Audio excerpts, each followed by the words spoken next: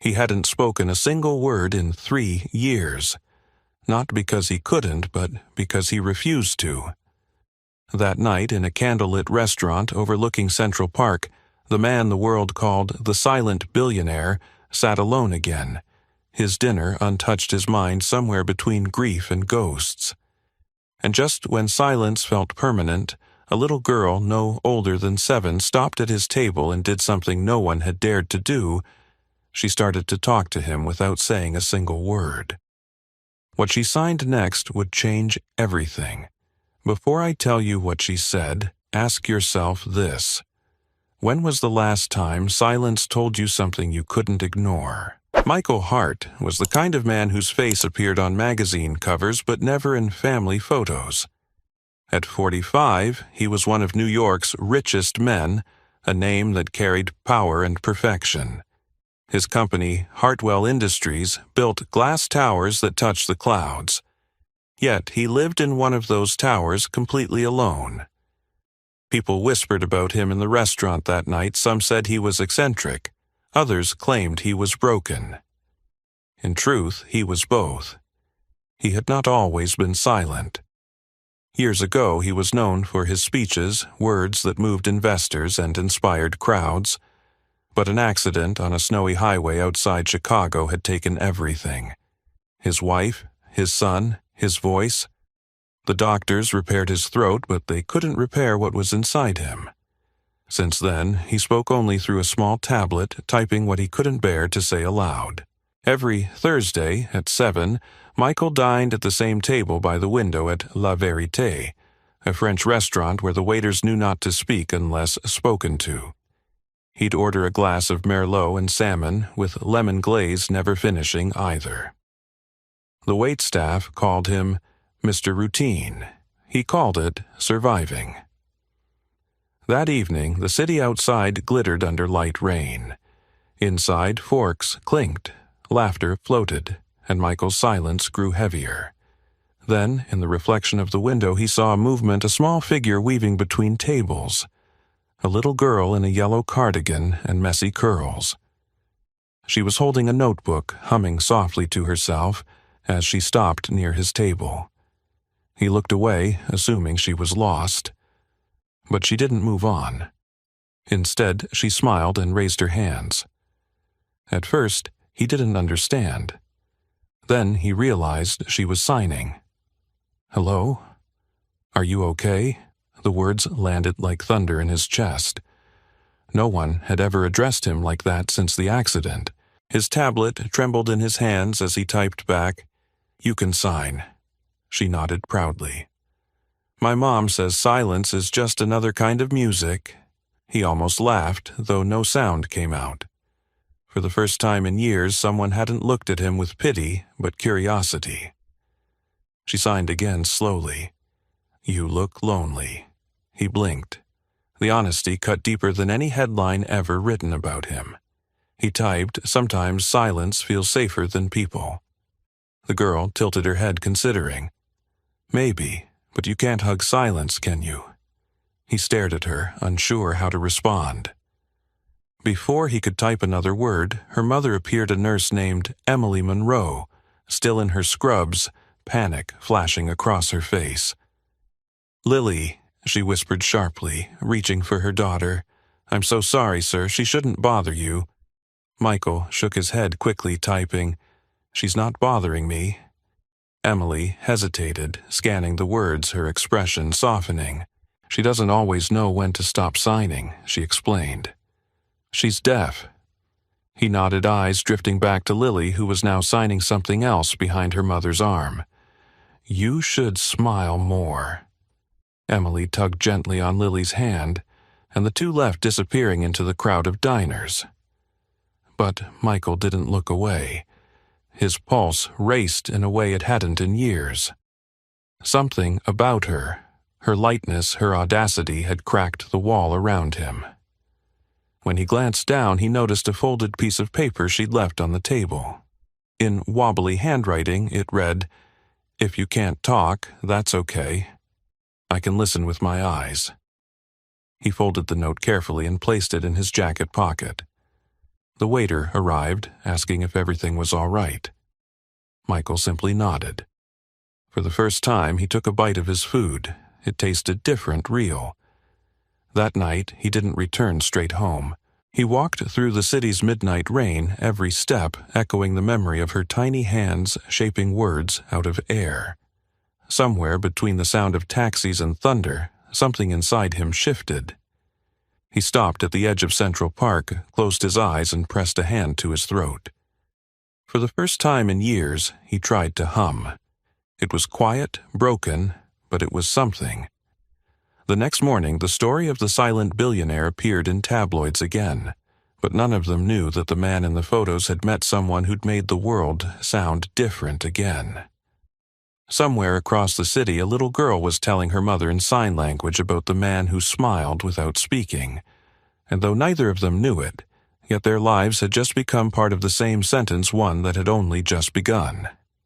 What do you think the little girl will teach him next? Tell me in the comments, because the next chapter might surprise you.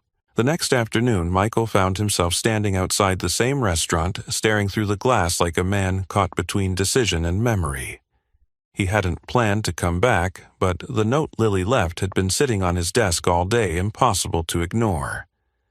If you can't talk, that's okay. I can listen with my eyes. The words had followed him through every meeting, every silent meal, until they became louder than the silence he'd built his life around. Inside, the tables were filled with the usual hum of New York, life, soft laughter, glasses clinking, deals being whispered over wine. Then he saw her. Lily, in that same yellow cardigan, sitting at a corner table with her mother Emily, who looked exhausted, still wearing her hospital badge. For a long moment, Michael hesitated. Then he walked over. Emily noticed first her guard instantly rising. "Mr. Hart," she said, recognizing him from headlines. "I didn't expect to see you again." Her tone was polite but wary, like someone bracing for an intrusion. Michael typed quickly on his tablet and turned it toward her. "I wanted to thank your daughter. She reminded me what kindness looks like." Lily's eyes lit up when she saw him. She raised her small hands and began signing fast, her movements bright and confident. He understood only a few words, but he caught one, clearly friend. Emily softened slightly. "She's saying she's happy to see you." She explained, her voice quieter now.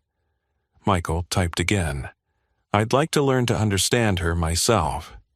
For the first time, Emily smiled, not wide, but enough to suggest she was trying to believe in good intentions again. "You'd have to be patient. She's fast when she's excited." Michael nodded. He sat down at the next table, not with them, but close enough for Lily to teach him a few signs. She pointed to her mouth, then crossed her hands over her heart. "Thank you."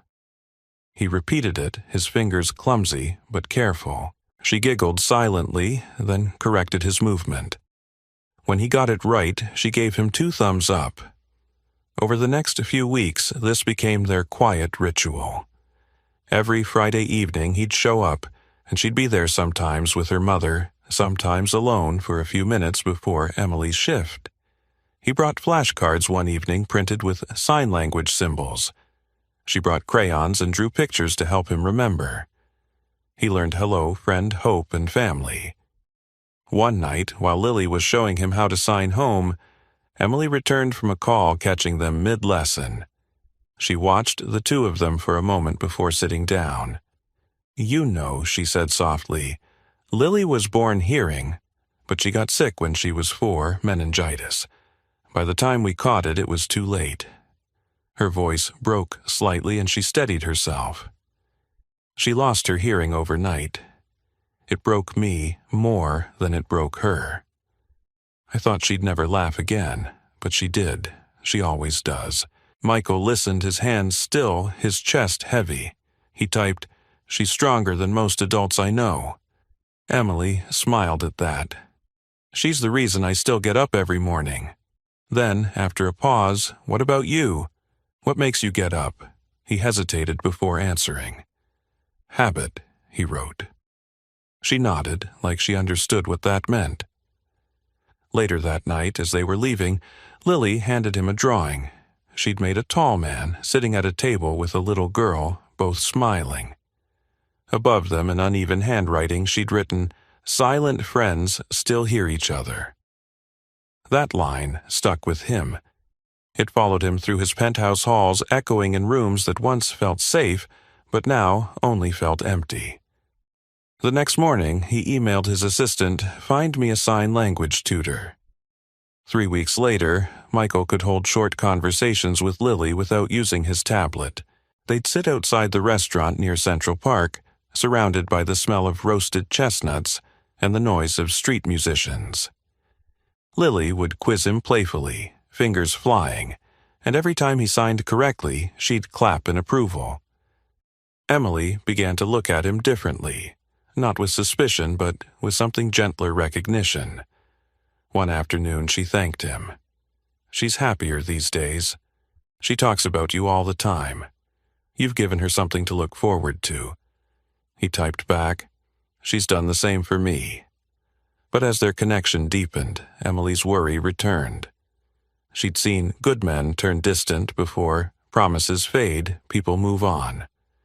"I just don't want her to get attached to something that won't last," she said quietly one evening. Michael met her eyes, then slowly typed, "I don't plan to disappear." She looked at him for a long moment before nodding. "Then you'd better keep that promise." One Saturday, when Emily couldn't make it to dinner, Lily convinced her mother to let her meet Michael at the park. They sat on a bench watching pigeons chase crumbs. She told him through signs about her dream of becoming a teacher for deaf children. He tried to tell her about the company he built, about the silence he'd chosen after the crash, but words failed him. Even the ones he signed felt too small. Then Lily did something unexpected. She reached out, placed her small hand on his throat, and said through signs, "Say something." He froze. She waited patiently, her eyes unwavering. He hadn't tried to speak in years, afraid of what would come out, afraid of remembering. But her gaze didn't judge. It only asked. He took a breath, placed a trembling hand over hers, and forced air through his throat. The sound was low, broken, but a word formed barely. "Hi." Lily's face lit up like the sunrise. She clapped silently, eyes wet with pride. Then she signed, "You did it." He wanted to cry, to laugh, to thank her. Instead, he just smiled, a full, real smile that reached his eyes. When Emily arrived to pick her up, Lily ran ahead and began signing wildly. "He spoke," she told her mother. Emily turned to Michael, stunned. He nodded slowly. She covered her mouth, tears forming, then whispered, "Thank you." That night alone in his apartment, Michael replayed the moment over and over. He touched his throat, still feeling the echo of that fragile word. For years he'd thought silence was his punishment, but now he realized it might have been waiting for her. He opened his laptop and wrote in his journal for the first time since the accident. Some voices don't need to be loud. They just need someone willing to listen. For months, Michael had managed to keep his walls steady, routine, silence, and control. But something about Lily's laughter, her stubborn light, had loosened the hinges. It started with small things. He found himself waiting for Fridays, checking his messages more often, even letting his staff see him smile. Yet beneath that new warmth was a shadow that refused to leave the memory of how he lost everything that once mattered. It had been 3 years since that winter night on the outskirts of Chicago. Snow had fallen so thick it erased the road ahead. Michael remembered the flash of headlights, the sound of his wife Claire singing softly in the passenger seat, and his son Ben asleep in the back, clutching his stuffed bear.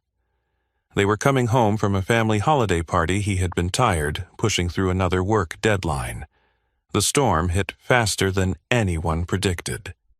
A truck lost control in front of them. The rest became fragments, screeching metal, shattered glass, the crushing weight of silence afterward. He woke up days later in a hospital bed with his throat bandaged and the sound of machines replacing the voices he loved most. The doctors told him he'd survived with damage to his vocal cords, but his voice might come back with therapy. They didn't mention what he already knew his family never would. For months he tried to speak, to scream, to pray. Nothing came out. When sound finally returned, it was hoarse, empty foreign. So he stopped trying. He withdrew from everyone, buried himself in business, and built higher walls than the towers his company owned. The world saw him as the brilliant but broken billionaire, a man too proud to ask for help. But the truth was simpler. He didn't think he deserved to be heard anymore. Now, sitting across from Lily in Central Park, he found himself telling pieces of that story, not with words, but with signs. She listened intently, eyes wide, her small hands translating his grief into something gentle. He told her about Claire's favorite song, how Ben used to draw on his office walls, how the sound of laughter had become the thing he missed most. When he stopped, she didn't pity him. She simply signed, "You're still here. That means you're supposed to do something." He stared at her, the weight of that statement pressing deep. Do something. For years he'd survived by doing nothing, no talking, no connecting, no living. He had told himself silence was safety, but maybe it had only been surrender. That night, he couldn't sleep. He opened the old box he'd kept hidden in his study, filled with photographs he hadn't dared to look at. Claire's smile, Ben's messy drawing of their family under a crooked sun, a birthday card written in a child's scrawl for Daddy, the best builder in the world. The words blurred as his eyes filled. For the first time since the accident, he let himself cry, not the quiet, restrained tears of guilt, but the deep, shaking kind that felt like exhaling after years underwater. The next day, he visited the cemetery outside the city.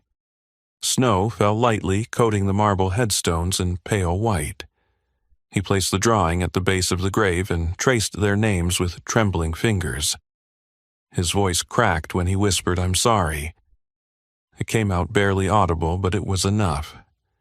It wasn't forgiveness yet, but it was a beginning.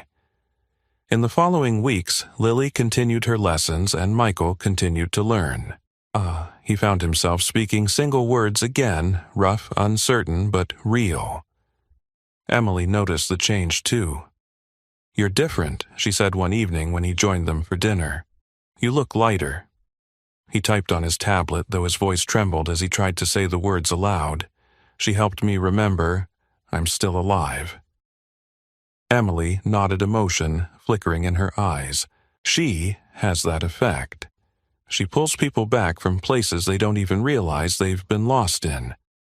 One afternoon, while Lily was drawing in his office, she found a framed photo on his shelf. Claire and Ben laughing in a sunlit garden. That's them, she signed. He nodded, unable to speak.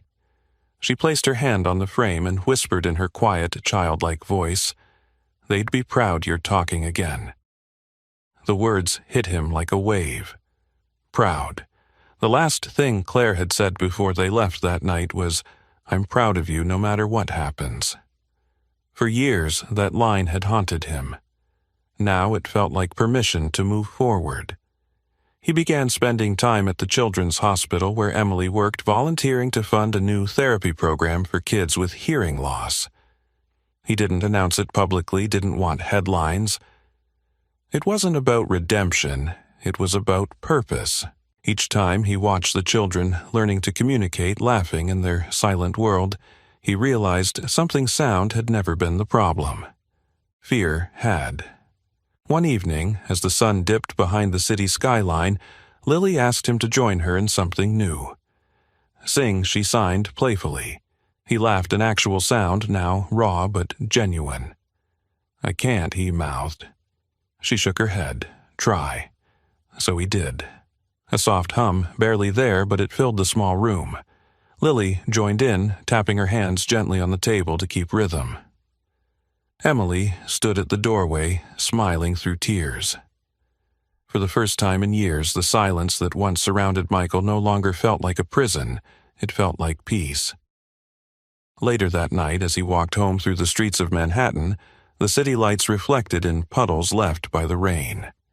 Every honk, every laugh, every passing conversation blended into something he hadn't felt in years' life.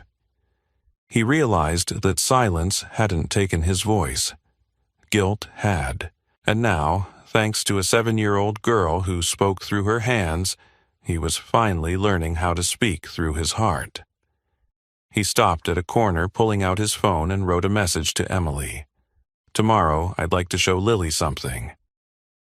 She replied a few moments later. "What is it?" Michael smiled faintly as he typed back. "A place where I lost my voice and where I think I might find it again." The call came before sunrise. Emily's voice was thin, shaking between breaths. "It's Lily. She's sick.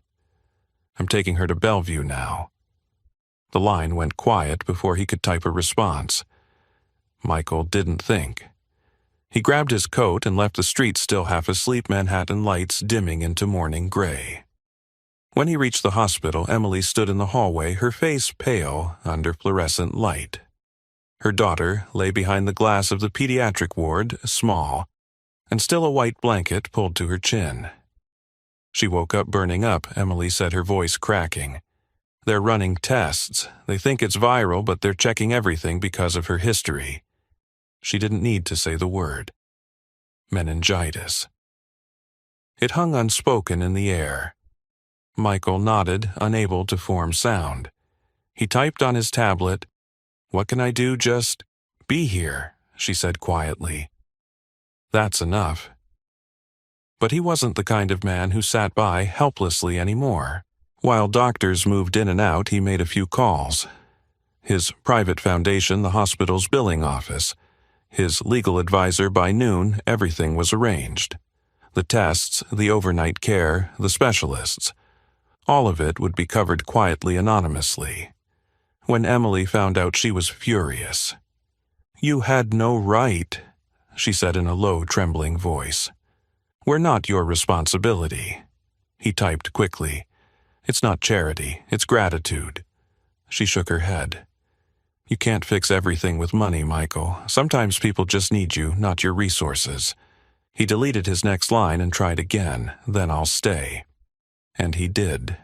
For 2 nights he slept in a chair outside Lily's room, watching the soft rhythm of her breathing. Nurses came and went, whispering about the billionaire in the waiting room. He ignored them. He wasn't here as a benefactor. He was here as someone who had finally learned what silence meant, to sit, to listen, to wait.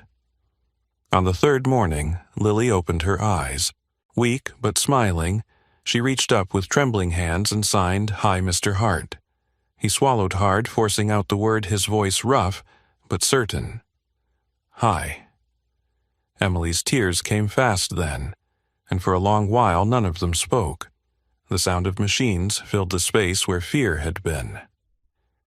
That evening, as Lily rested, Emily sat beside him in the hallway, holding a paper cup of coffee between her hands.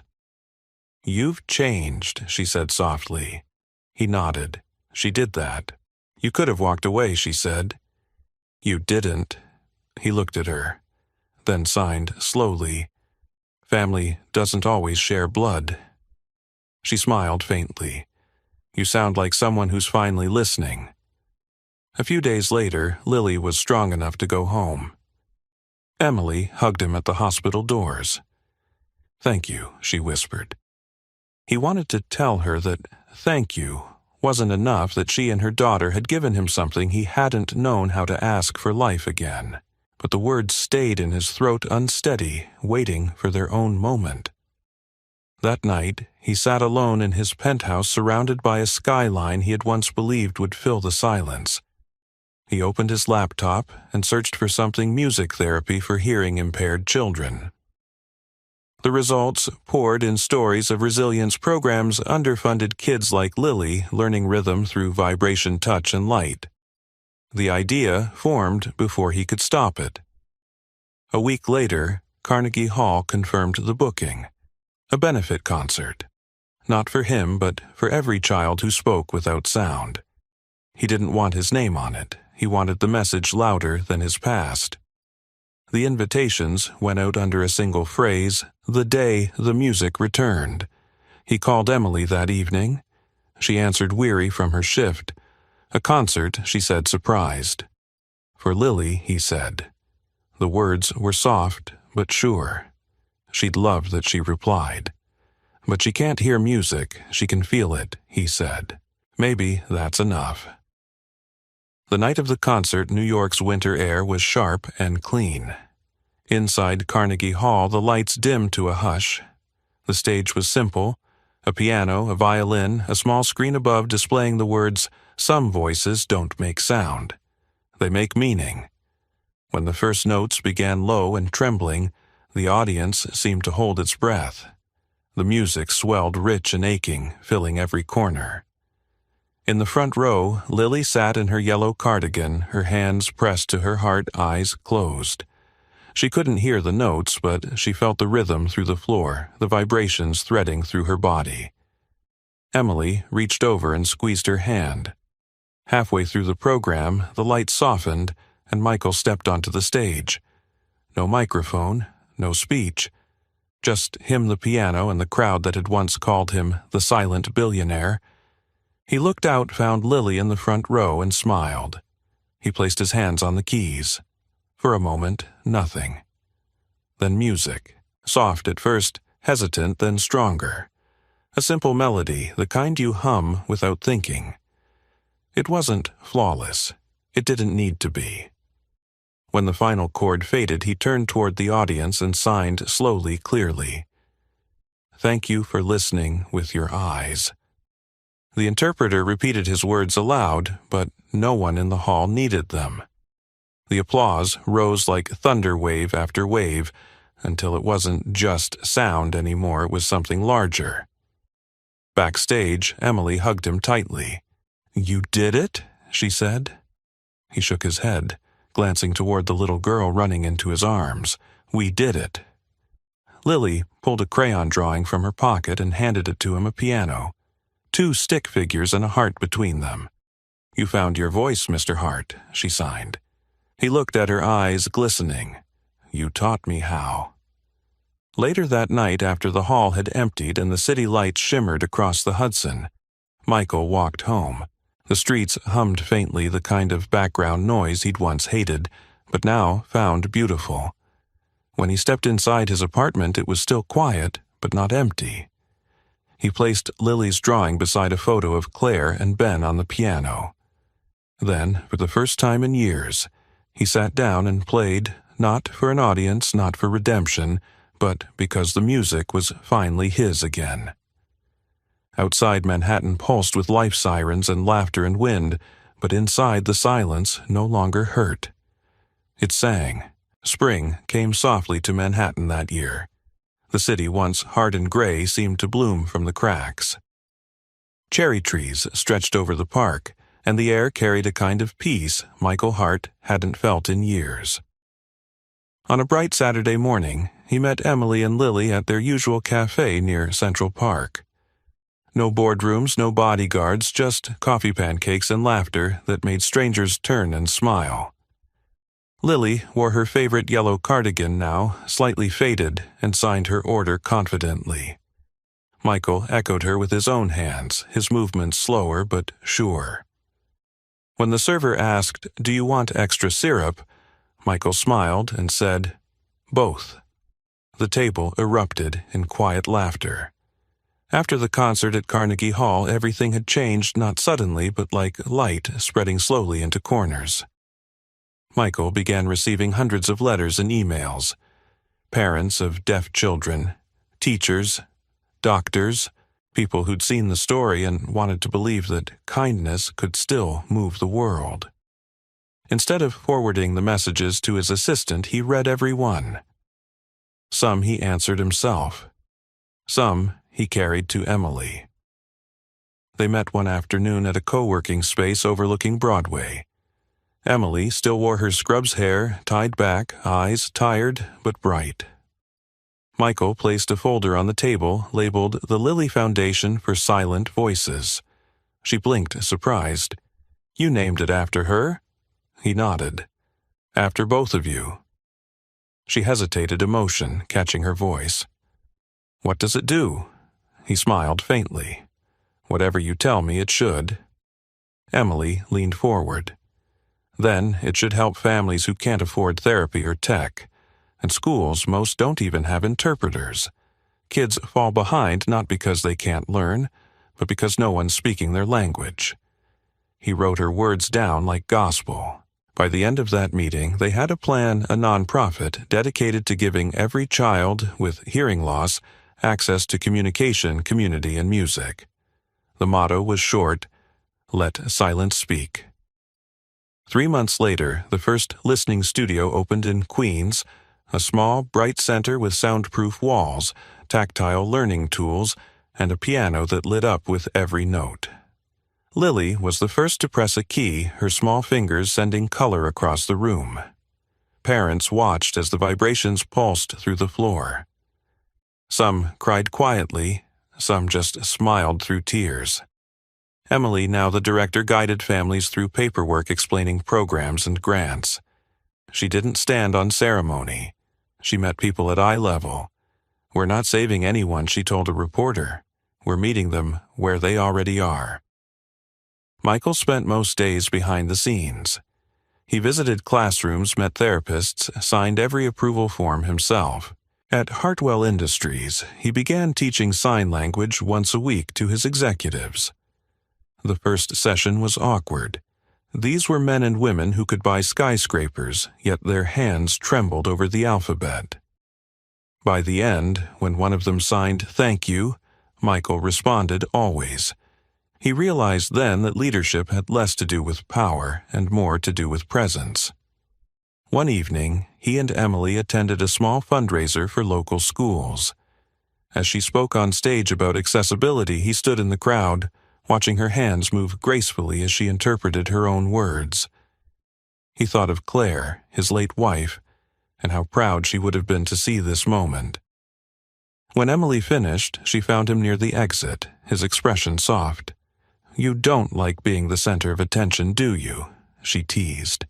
He shook his head. "Not anymore. It's better watching others take the light." Lily thrived that summer. She attended day camps, took art classes, and even started tutoring younger kids in sign language. She called herself a tiny teacher. Michael often dropped by to pick her up, pretending to be just another parent waiting by the door. One afternoon she ran to him, holding a small clay sculpture. "It's you," she signed proudly. He looked down. The figure was clumsy but unmistakable, broad shoulders, kind eyes, and next to it a small girl with outstretched hands. He laughed, voice still rough but steady. "You made me look taller," she grinned. "That's because you stand taller now." By fall, the second listening studio opened in the Bronx, funded entirely by donors who'd seen the concert online. Michael refused every interview. "Let the work speak," he said. He visited the new center, quietly blending into the crowd. A teenage boy was showing a group of younger kids how to sign hope. When the boy noticed Michael, he smiled and added, "This man gave us a place to talk." Michael shook his head gently. "You gave it meaning." That night, he returned to the restaurant where it all began, the one where Lily first signed to him years ago. He'd reserved their old table by the window. Emily and Lily arrived just as the city lights came on. "You sure about this?" Emily asked, teasing him as he looked at the menu. "No tablet tonight." He smiled. "No, I think I can handle it." When the waiter approached, Michael placed the order aloud, then signed it again perfectly. The waiter hesitated, then signed back, "Thank you." Lily clapped silently, pride shining in her eyes. Emily laughed softly. "You're contagious," she said. "People can't help learning from you." He shook his head. "No, they're just remembering what kindness feels like."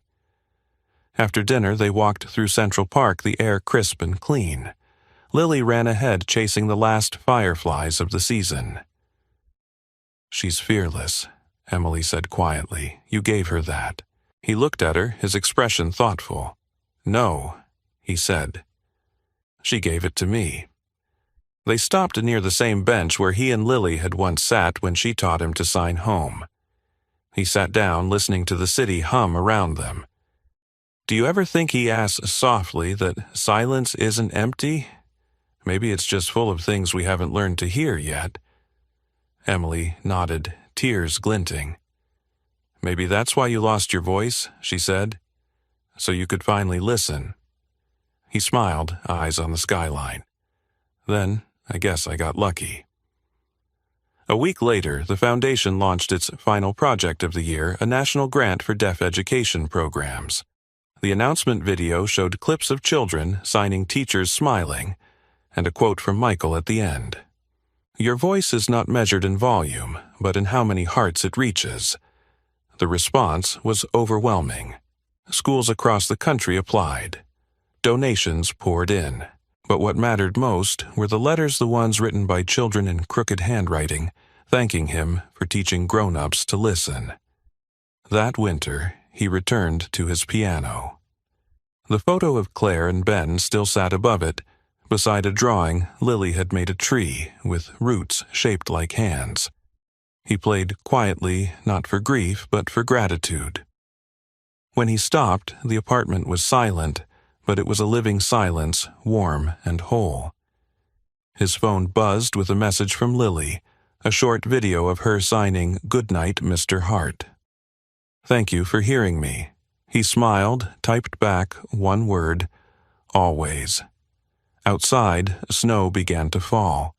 The city lights shimmered across the windows, reflecting the kind of peace that only comes from knowing you've turned pain into purpose. Michael closed his eyes and let the quiet surround him. It no longer hurt. It sang. He had spent years believing his voice was gone, but in the end he learned what Lily had been trying to tell him from the start: some voices don't speak, they shine. And his, finally, was kindness. In the end, the story of Michael Hart wasn't about loss, it was about rediscovery. It began with silence and ended with understanding. A man who once lived behind glass walls, untouched by sound or love, found his way back through a language that didn't need words. His journey from grief to grace reminded us that the loudest transformations often happen in the quietest moments. Michael started as a symbol of success, wealth, reputation, influence, but beneath that perfection was a broken heart that refused to heal. The accident that took his wife and son didn't just steal his voice, it took his purpose. For years he lived in isolation, trapped not by the inability to speak, but by the belief that he no longer deserved to be heard. Then, one night in a small Manhattan restaurant, everything changed. Lily Monroe, a little girl with bright eyes and silent hands, sat down at his table and reminded him that conversation doesn't always need sound. She spoke to him through sign language, but what she really offered was connection. Through her innocence, Michael began to remember what it felt like to be seen to be human again. Her mother, Emily, taught him that kindness is not pity and silence is not weakness. Together, they helped him rebuild a world that was once shattered. From that meeting grew something extraordinary. The billionaire who had everything found meaning in giving back. He didn't just recover his voice, he used it to amplify the voices of others. He created the Lily Foundation for Silent Voices, transforming his pain into purpose, his silence into service. Through it, children like Lily found access to education, music, and communication. What began as one act of compassion became a movement of empathy. And through it all, Michael learned that healing isn't a finish line, it's a rhythm. Some days strong, some days fragile, but always forward. His story reminds us that the true measure of a life isn't what we build, but who we lift. You can have every material success in the world, but if you stop listening to others, to love to your own heart, you lose what truly matters. So what can we take from Michael's journey? That silence can be sacred when it teaches us to hear. that every act of kindness, no matter how small, can reach someone standing on the edge of despair. That forgiveness, even for ourselves, can be the first word of a new beginning. In a world full of noise, choosing empathy is a form of rebellion. Listening, truly listening, is how we heal each other. Maybe you're carrying your own kind of silence. Maybe your pain doesn't have a voice yet. Let this story remind you that it's never too late to reconnect, to speak through love, or to find meaning again. You don't have to be perfect to make a difference. You just have to show up with kindness. If this story moved you, if it touched something inside you that words can't quite name, please take a moment to subscribe to our channel. Your support allows us to keep creating stories like this, stories about second chances, about courage, about the quiet power of compassion. Because the world doesn't just need more noise, it needs more humanity. And sometimes the truest voice we have is kindness itself.